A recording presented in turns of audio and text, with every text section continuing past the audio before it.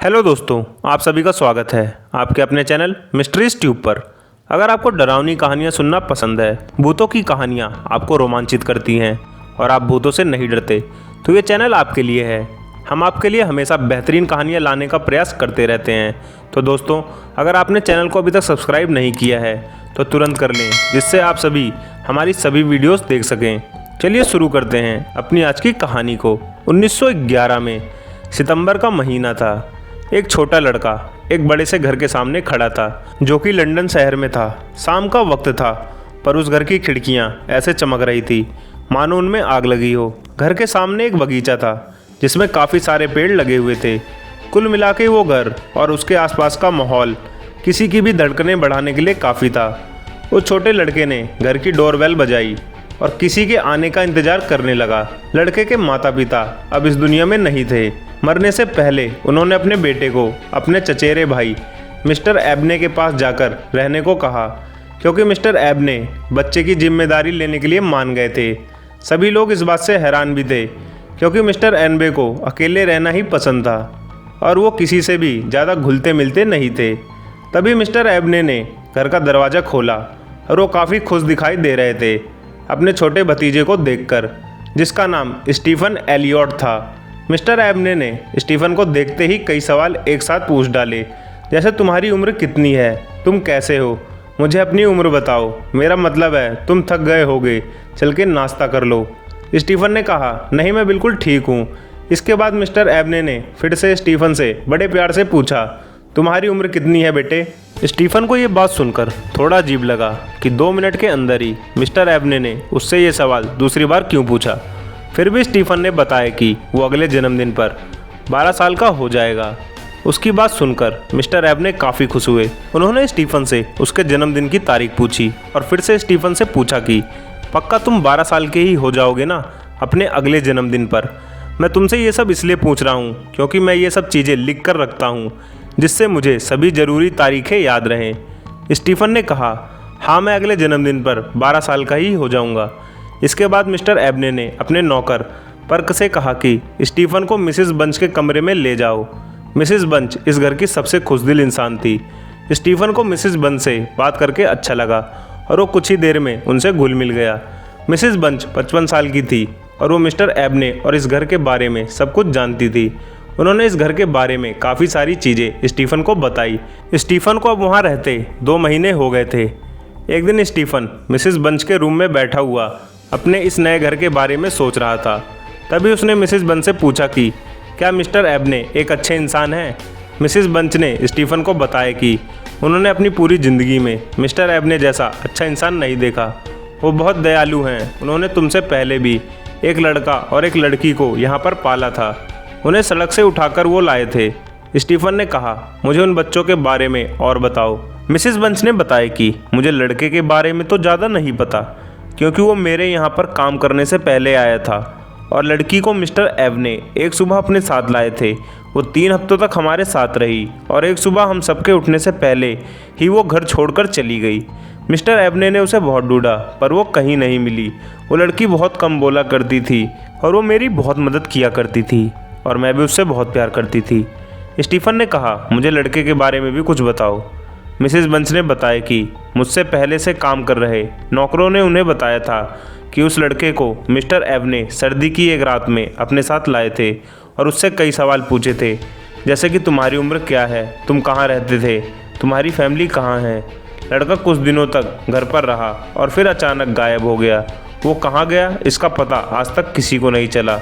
उसी रात स्टीफन ने सपना देखा कि वो इस घर की छत पर है, जहाँ पर एक पुराना बाथरूम है। उस बाथरूम का दरवाज़ा शीशे का है, जिसमें से वो साफ देख सकता है। बाथरूम के अंदर एक लड़की बाथटब में लेटी हुई है। वो बहुत पतली और गंदी दिखाई दे रही थी। उसके चेहरे पर एक उदासी से भरी हुई मुस्कान थी और उसने अपने दोनों हाथों को अपने सीने पर रखा हुआ था। स्टीफन उसे देख ही रहा था कि वो लड़की बहुत बुरी तरह रोने लगती है और उसके हाथ स्टीफन की तरफ बढ़ने लगते हैं। तभी स्टीफन की आंख खुल जाती है। वो बुरी तरह डर चुका था और जब स्टीफन ने आसपास देखा तो वो सच में उसी बाथरूम के सामने खड़ा था। स्टीफन ने हिम्मत जुटाई और फिर से उसने बाथरूम में देखा, पर इस बार वहाँ पर कोई नहीं था। स्टीफन भागता हुआ अपने कमरे में आ गया। स्टीफन ने अपने सपने के बारे में मिस्टर एवने और मिसेस बंच को बताया। उन दोनों ने उसकी बातों को ध्यान से सुना और नौकरों से बाथरूम के दरवाजे पर पर्दे लगाने को कह दिया। मिस्टर एवने ने कहा वो स्टीफन के सपने को अपनी किताब में लिखेंगे। इसके बाद कुछ महीने और बीत गए। इस बीच स्टीफन को और भी कई सपने आए और एक दिन जब वो सुबह उठा तो उसने देखा मिसेस बंच उसका नाइट सूट सिल रही थी। मिसेस बंच ने स्टीफन से कहा कि तुमने अपने कपड़ों को इतनी बुरी तरह कैसे फाड़ लिया? मुझे बहुत मेहनत करनी पड़ी इन्हें सिलने के लिए। स्टीफन उनकी बात सुनकर हैरान था क्योंकि उसे नहीं पता था कि वो कपड़े कैसे फटे। उसने कपड़ों को देखा तो उस पर कुछ इंच लंबे नाखून के निशान थे। उसने मिसेस बंच से कहा मुझे इसके बारे में कुछ नहीं पता, पर ऐसे ही नाखून के निशान मेरे कमरे के दरवाजे पर भी हैं। मिसेस बंच ने जाके देखा तो वहाँ पर सच में दरवाजे के ऊपर निशान थे। वो निशान इतने ऊंचे थे कि किसी जानवर का वहाँ पहुँचना बड़ा मुश्किल था। मिसेस बंच ने स्टीफन से कहा मिस्टर एवने को कुछ मत बताना और अपने कमरे को ठीक से बंद करके सोना।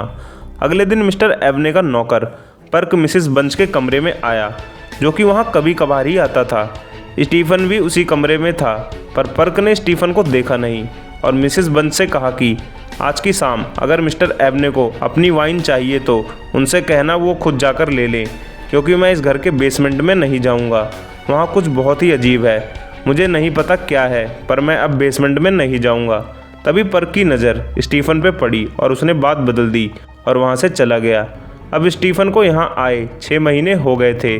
24 मार्च 1912 की एक सुबह मिस्टर एवने ने स्टीफन से कहा कि मेरे बेटे, क्या आज रात तुम मेरी लाइब्रेरी में आ सकते हो?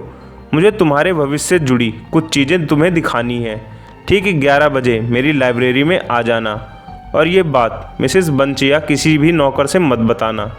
स्टीफन मिस्टर एवने की बात सुनकर थोड़ा उत्सुक था कि आज उसे मिस्टर एवने क्या बताने वाले हैं। उसने मिस्टर एवने को रात में मिलने को कह दिया। अपने रूम में जाने से पहले स्टीफन ने लाइब्रेरी का भी एक चक्कर लगा लिया ताकि वो रात में आराम से लाइब्रेरी में पहुंच सके।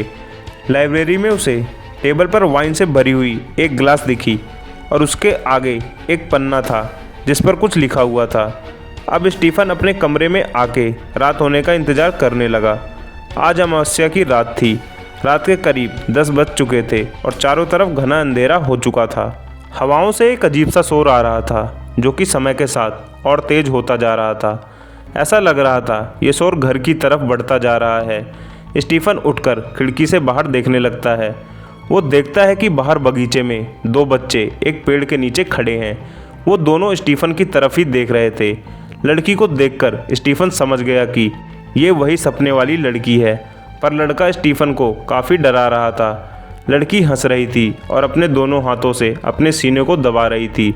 लड़का अपने हाथों को खोलकर खड़ा था जैसे वो स्टीफन से मदद मांग रहा हो। उसके हाथों के नाखून काफ़ी बड़े थे। तभी स्टीफन ने जो देखा वो देखकर उसके दिमाग ने काम करना बंद कर दिया। लड़के के सीने के बाईं तरफ एक बड़ा सा छेद था और लड़की ने अपने सीने पर हाथ रखा हुआ था। इसके बाद वो दोनों एक डरावनी चीख के साथ गायब हो गए। स्टीफन को कुछ समझ नहीं आ रहा था और वो भागता हुआ लाइब्रेरी की तरफ चल पड़ा। लाइब्रेरी का गेट खुला हुआ था, पर स्टीफन उसे खोल नहीं पा रहा था। उसने गेट पर नॉक किया पर किसी ने नहीं खोला। अंदर से आवाज़ें आ रही थी। उसने ध्यान से सुना। मिस्टर एवने बोल रहे थे, नहीं ऐसा मत करो, और डर से चीख रहे थे। एक और आवाज़ आई, तुमने ऐसा क्यों किया? तभी अचानक सब कुछ शांत हो गया। लाइब्रेरी का गेट अपने आप खुल गया। मिस्टर एवने अपनी कुर्सी पर बैठे हुए थे। उनके सीने की बाईं तरफ बड़ा सा छेद था। ना उनके हाथों में कोई खून लगा हुआ था और ना ही टेबल पर रखे चाकू पर। लाइब्रेरी की खिड़कियां खुली हुई थी और तेज़ हवाएं और उनका शोर चारों ओर फैला हुआ था। टेबल पर एक किताब खुली हुई थी और उस पर एक पन्ना था। उसको स्टीफन ने पढ़ा। उसमें लिखा था, हजारों साल पहले लोगों ने एक ऐसा तरीका खोजा था जिससे वो पूरी दुनिया पर राज कर सकते थे। वो उड़ सकते थे, गायब हो सकते थे या फिर किसी और का रूप ले सकते थे, और ये सब जादू से होता। पर ये जादू पाने के लिए पहले 3 जवान इंसानों का दिल निकालना पड़ेगा जो 15 साल से कम के हों। मैंने अपनी ज़िंदगी के 20 साल उन 3 जवान लोगों को खोजने में लगा दिए जिन्हें मैं आराम से मार सकूं और किसी को भी पता ना चले। मैंने सबसे पहले एक लड़के स्टैनले को 24 मार्च 1891 को मारा। दूसरी लड़की को 23 मार्च 1905 को मारा और आज रात 24 मार्च 1912 को जो लड़का मेरे लिए अपनी जान देगा वो है मेरा भतीजा स्टीफन एलियट। किसी को कभी पता नहीं चलेगा कि इन बच्चों की लाशें कहाँ गई। मैंने पहले 2 बच्चों को अपने शराब के तहखाने में गाड़ दिया है और तीसरे के साथ भी यही करूँगा। किताब ने मुझे बताया है कि उन बच्चों के भूत मुझसे मेरा दिल लेने के लिए वापस आएंगे, पर मेरे साथ ऐसा नहीं होगा। मैं कामयाब होके रहूँगा। स्टीफन ने पढ़ना बंद किया और वहाँ से वापस अपने रूम में चला आया। आज इस घटना को बीते कई साल हो गए। किसी को नहीं पता मिस्टर एवने की मौत कैसे हुई। सच्चाई सिर्फ स्टीफन को पता है। तो दोस्तों, कहानी यहीं ख़त्म होती है। यहाँ तक आ गए हैं तो चैनल को सब्सक्राइब ज़रूर कीजिएगा, क्योंकि कहानियाँ और भी हैं। मिलते हैं एक और रोचक वीडियो के साथ। तब तक के लिए आप सबको मेरा नमस्कार।